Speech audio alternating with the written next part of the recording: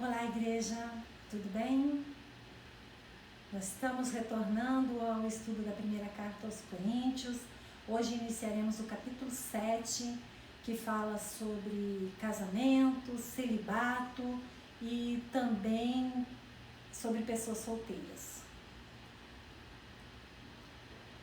Nesta aula, nós estudaremos dos versos 1 ao 11, que fala sobre o casamento entre pessoas cristãs. Quanto ao que vocês me escreveram, é bom que o homem não toque em mulher. Digo que, por causa da imoralidade, todo homem tem a sua esposa e cada mulher tem a seu próprio marido. Que o marido conceda à sua esposa o que lhe é devido e também, de igual modo, a sua esposa ao seu marido. A esposa não tem o poder sobre o seu corpo, e sim o marido. E também, de igual modo, o marido não tem poder sobre o seu próprio corpo, e sim a esposa. Não se privem um ao outro, a não ser talvez por mútuo consentimento, por algum tempo, para se dedicarem à oração. Depois, retomem a vida conjugal, para que Satanás não tente vocês por não terem domínio próprio. E digo isto como concessão e não como mandamento. Gostaria que todos os homens fossem como eu. No entanto, cada um tem de Deus o seu próprio dom. Um, na verdade, de um modo, outro de outro. E aos solteiros e às viúvas, digo que lhes seria bom se permanecessem no estado em que eu também vivo. Mas, se não conseguem se dominar, que se casem, porque é melhor casar do que arder em desejos. Aos casados ordeno, não eu, mas o Senhor, que a mulher não se separe do marido. Mas se ela se separar, que não se case de novo, ou que se reconcilie com seu marido. E que o marido não se divorcie da sua esposa. O estudo de hoje trata basicamente de cristãos casados com cristãos. Então, no verso 1, Paulo escreveu: quanto ao que vocês me escreveram, é bom que o homem não toque em mulher. Esse quanto ao que vocês me escreveram é porque faz parte daquele questionamento que chegou ao Paulo da igreja de Corinto, né? E aí ele vem respondendo ao longo da carta vários questionamentos. Esse aqui é um deles. Inclusive vem entre aspas esse texto, justamente para dizer, é uma resposta daquele ponto que vocês me questionaram. Agora, Paulo, ele está respondendo a perguntas feitas pela igreja de Corinto, porém, as respostas não esgotam todo o ensino sobre casamento e celibato. A Bíblia tem muitos outros relatos sobre casamento, inclusive nas cartas de Paulo. Não toque em mulher significa não se case. Esse era um questionamento deles. Mas se a gente parar para olhar, a própria Bíblia, quando começou lá em Adão, quando ele foi para fazer Eva, né? Ele falou assim: é bom que o homem não esteja só. Então, conhecendo a palavra, já daria para perceber que os coríntios não estavam certos de dizer não se casem. Porque na igreja de Corinto havia dois extremos. Um que era favorável ao celibato, que achava que não tinha que haver sexo, não tinha que haver casamento, nem sexo no casamento. E o outro já ao contrário, que todo mundo tinha que casar, que o casamento seria obrigatório. Então Paulo, ele responde, primeiro, que a opção pelo casamento ou pelo celibato depende do dom que Deus deu a cada um. Depende do dom, depende daquilo que Deus tem reservado para cada um, e não como uma obrigação ou alguma coisa que fosse regra. Verso 2: por causa da imoralidade, cada homem tem a sua esposa e cada mulher tem o seu próprio marido. Então a regra geral que Paulo quer colocar é: podem se casar. E casamento é a solução para aqueles que não têm o dom do celibato. E mais tarde a gente vai tratar melhor esse assunto. E aqui também nós vemos que esse casamento é um casamento monogâmico, que Paulo fala. Então ele exclui a hipótese da poligamia no casamento. Porque cada homem tem a sua esposa e cada mulher o seu próprio marido. E também fala de um casamento entre homem e mulher. Verso 3. O marido conceda à esposa o que lhe é devido e também, de igual modo, a esposa ao seu marido. Aqui fala de uma mutualidade de direitos e deveres conjugais. O marido conceda e a esposa conceda.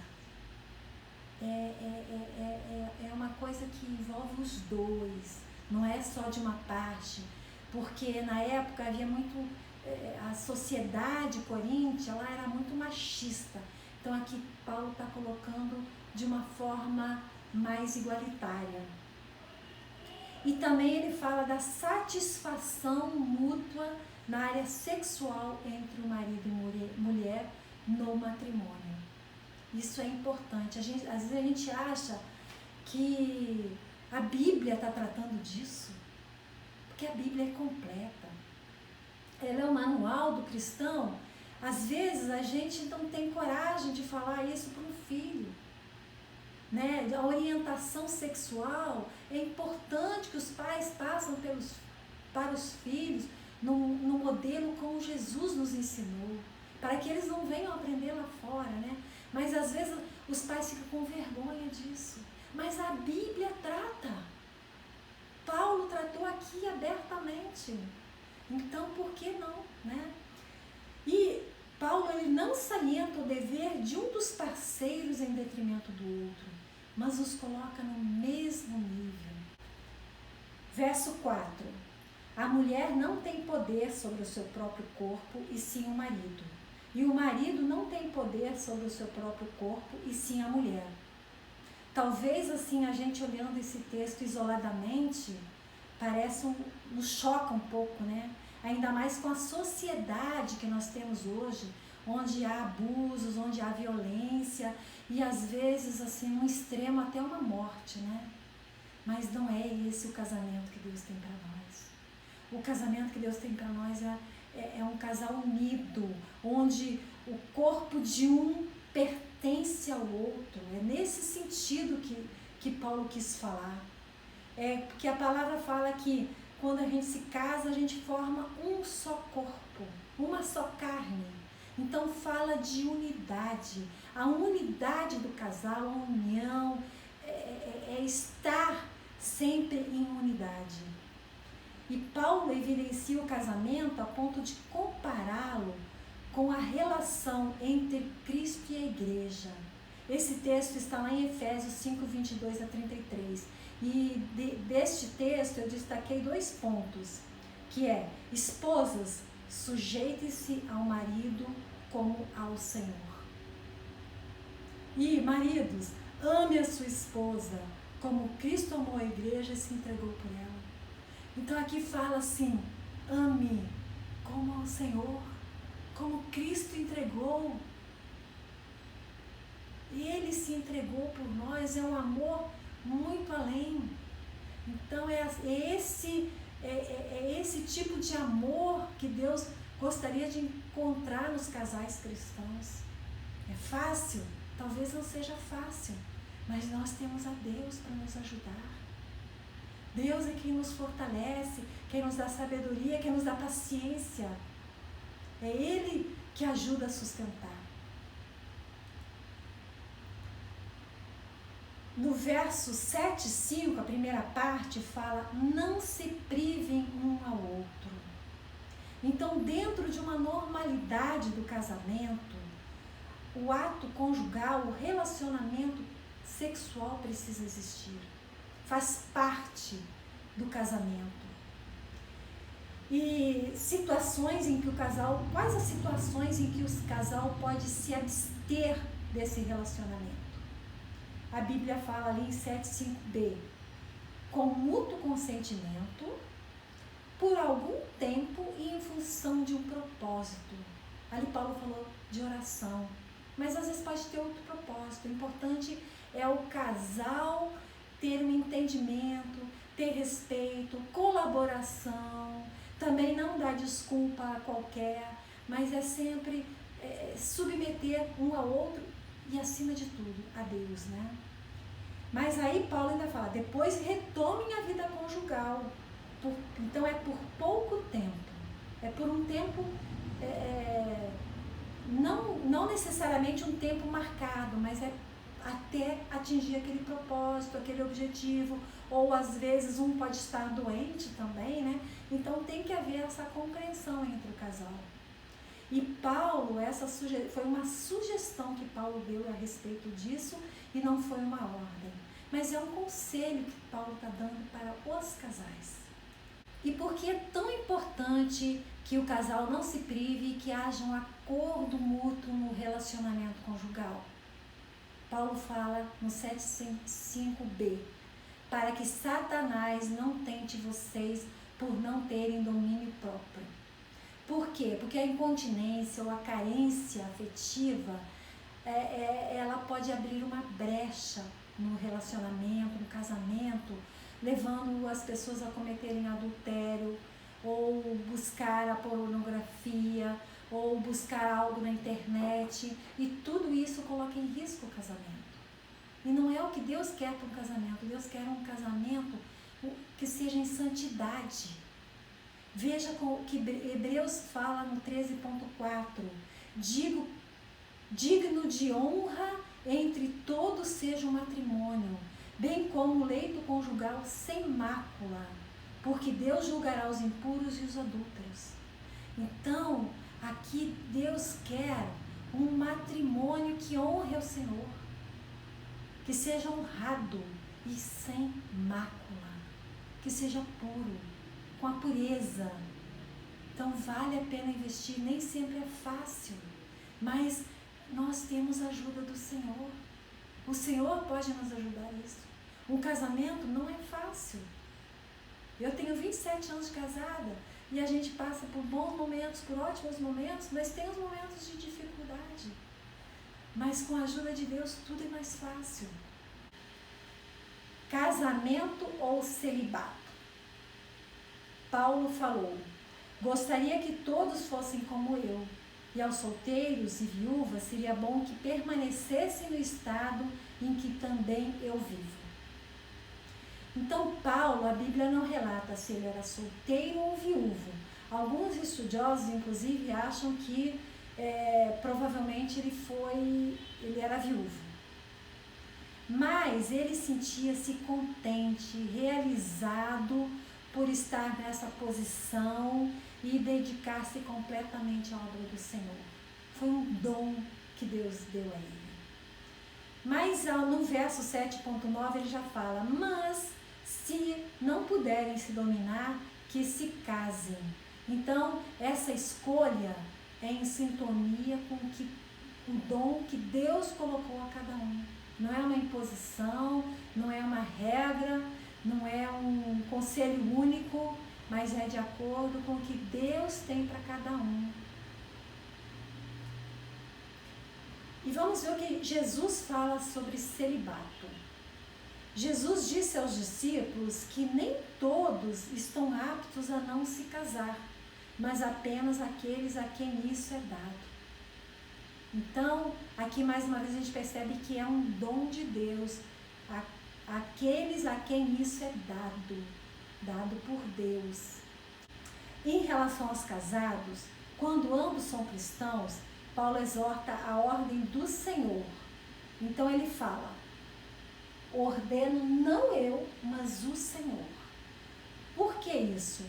Paulo, quando Jesus havia tratado o assunto, quando a palavra que Jesus tinha ensinado estava clara sobre o assunto, Paulo não se pronunciava, a não ser repetindo o que Jesus tinha falado. Agora, quando a palavra que Jesus tinha ensinado não detalhava algum ponto, ou não esclarecia exatamente a pergunta deles, aí Paulo se posicionava.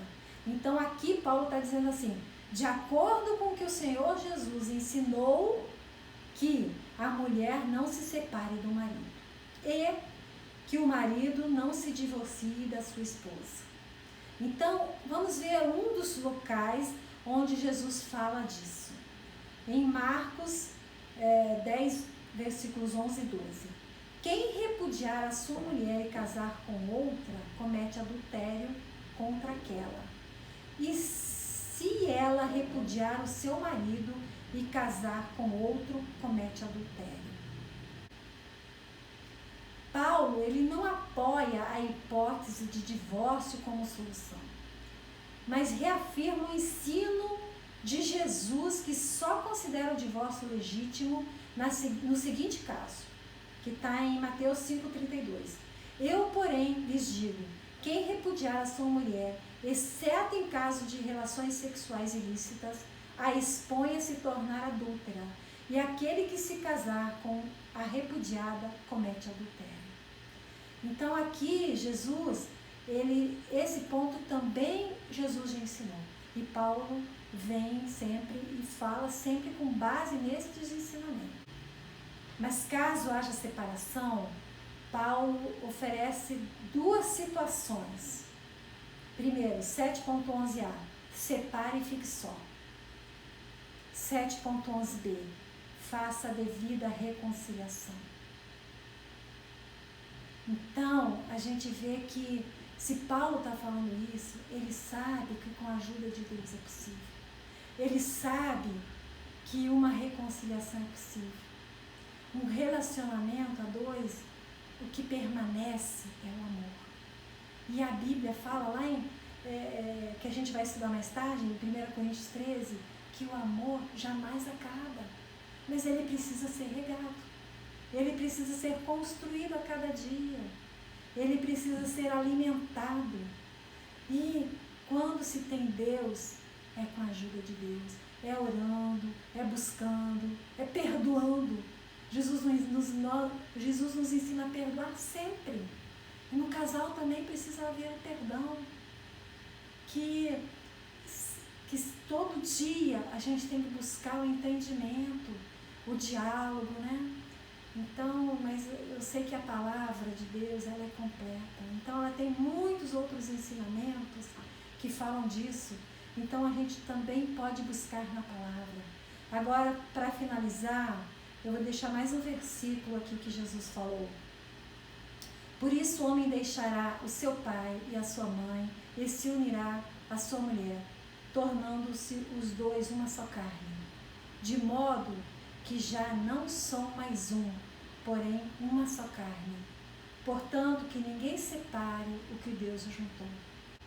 A gente falou antes, casal em unidade, né? Quando a gente fala assim, Deus ajuntou, se Ele ajunta numa unidade. Então, o casal é uma unidade formada por Deus. O matrimônio é um dom de Deus e deve ser valorizado. Se Deus quiser manter as pessoas solteiras, também é um dom, também deve ser valorizado, deve ser motivo de glorificar a Deus. Tudo tem que ser motivo de glorificar a Deus. Mas Deus é que nos fortalece, Deus é que nos ajuda. Vamos orar então? Senhor, nosso Deus e Pai, Senhor, te agradecemos por mais esse estudo, te agradecemos porque a Tua palavra é completa, que a Tua palavra, ela nos ensina em todas as áreas. Senhor, obrigado, Senhor, pelos Teus ensinamentos na área conjugal, na área de relacionamento. Senhor, que o Teu amor possa ser derramado na vida dos casais. Senhor, que haja mais entendimento, que haja mais amor, união, mais perdão, Senhor. Que as pessoas aprendam a perdoar, aprendam a regar com amor, a buscar cada dia mais em Ti, Pai. Senhor, que você possa fortalecer os casamentos, as uniões, Pai. Senhor, que você esteja sempre nos guiando, e unindo cada vez mais os casais, para que eles sejam um matrimônio para glorificar o teu nome, Pai. É o que te pedimos e te agradecemos, em nome de Jesus. Amém. Até a próxima.